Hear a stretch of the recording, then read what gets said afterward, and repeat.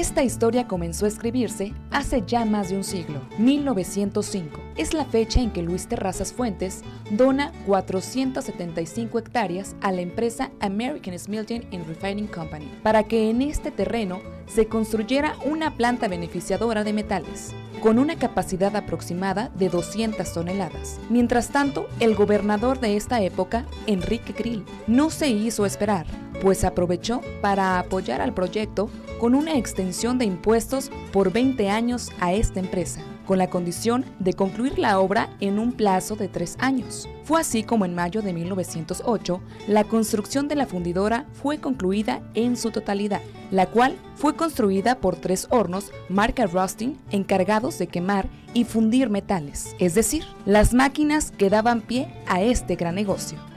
Al inicio de las labores, Ábalos se convirtió en un lugar inédito. Incluso la gente lo veía como una mini ciudad, pues alrededor de la fundidora se estableció la colonia Ábalos, misma que era habitada por trabajadores de la empresa. Ya a un costado se creó la colonia americana, que era el lugar donde vivían los ingenieros y jefes, que en su mayoría provenían del extranjero, dándole gracias a esto una arquitectura estilo americana a la colonia, de ahí su nombre. Este proyecto se convirtió en un gran negocio para la compañía Sarco y trajo una buena retribución monetaria en cuanto al impuesto al estado de Chihuahua, llegando a convertirlo en un estado destacado en la fundición de metales.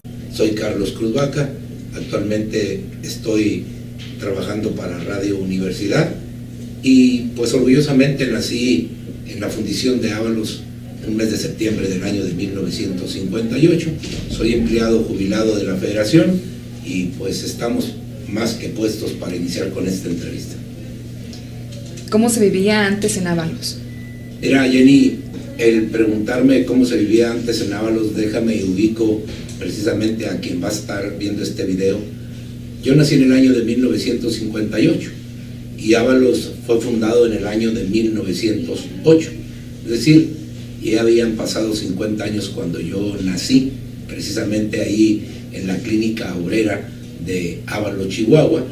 Y pues yo viví muy a gusto los 10 años que estuve de mi infancia en la fundición de Ábalos, porque te puedo decir que ahí teníamos prácticamente todo, desde educación, diversión, alimento y lo más importante para que alguien pueda estar viviendo en armonía, la seguridad que se vivía en aquellos años, no solamente en Ábalos, sino en México. Pero pues Ábalos, te digo, era una parte que nosotros considerábamos lejana a Chihuahua capital, porque no había los medios de transporte ni las vialidades que hoy existen. Por lo tanto, era lo más difícil salir de Ábalos hacia Chihuahua y luego regresar de Chihuahua a Ábalos. Eso era lo más difícil que teníamos. Se veía en aquel entonces una vida muy próspera y te lo digo con mucha seguridad.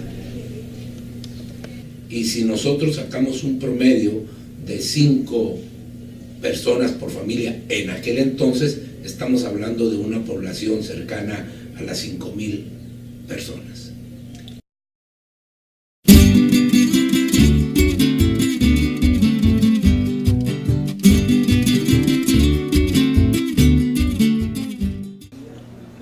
¿Le tocó convivir con la población norteamericana? Sí, mira, más que norteamericana, yo quiero ubicar bastante bien a la gente que está viendo este video.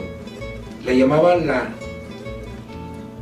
los norteamericanos porque muchos de ellos venían desde los Estados Unidos, sus papás como empleados de confianza y los jefes de la empresa, y un área dentro de las 475 hectáreas que tuvo aquella zona, o esa zona que tiene actualmente, vivían en una parte que se le llamaba la colonia americana, y ahí había pues norteamericanos con su familia. Guantes, casco y lonchera, a todos los que lucharon y con su vida pagaron el sustento que nos diera, el pito que... ¿Existía o ya se hablaba de la contaminación? Siempre existió eso, yo lo recuerdo muy bien.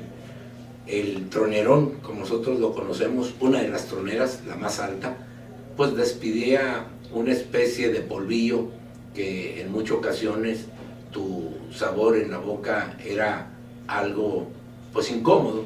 Sin embargo, el ser humano se fue adecuando a lo que existía por ahí, porque ahí naciste, muchas personas ahí nacieron, ahí murieron, y prácticamente vivía con esa contaminación que si hubiera existido una autoridad, posiblemente hubieran cerrado la empresa por la contaminación que siempre existió.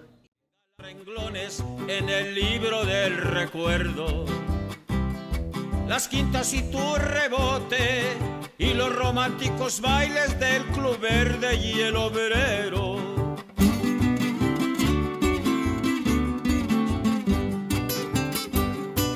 Típicos camiones rojos, tus escuelas tan queridas y lo más lindo en verdad.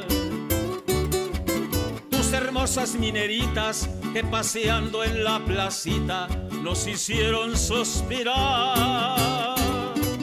Ahora resulta que estorbas al progreso y las maniobras de la cruel actualidad. Sabiendo lo fiel que fuiste, que el metal lo convertiste para la familia en pan.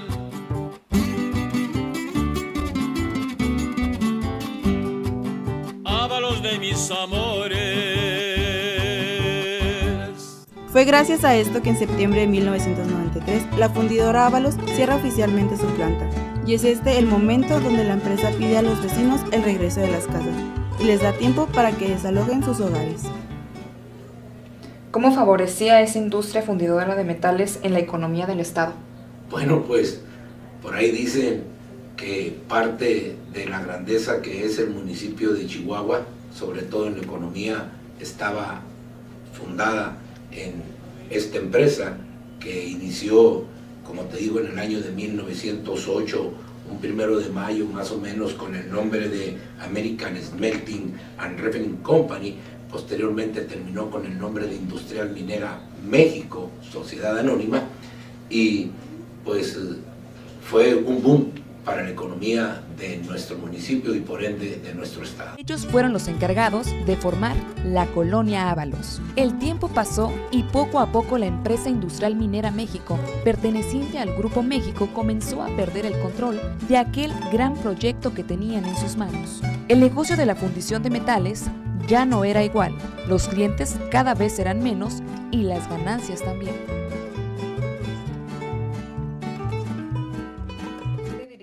A todas aquellas personas que viven actualmente en ese lugar? Bueno, pues primero que nada, si son personas que están viviendo desde que era la empresa, pues que hagan un sacrificio por rescatar precisamente el hábitat en esa zona, y aquellas otras que llegaron después de que se fue la compañía invadiendo precisamente las casas que dejaron los trabajadores, que tienen que tener paciencia desde el punto de vista de que en ocasiones no hay agua potable. Hay que recordar, como les dije en un inicio, que todo eso era surtido gracias a la empresa Asarco Mexicana, y tendrán que sufrir algún tiempo, y yo quisiera, como ser humano que soy, que nadie batallara para todas esas cosas, pero tener un poco de calma, ya nuestras autoridades que busquen una solución para que tengan una mejor manera de vivir la gente que está todavía por ahí en las casas que fueron construidas para los trabajadores de la empresa Asarco Mexicana, posteriormente Industrial Minera México, y para sus familias. Le agradecemos el tiempo y la disposición. No, al contrario, yo agradezco que me hayan invitado, aclarándole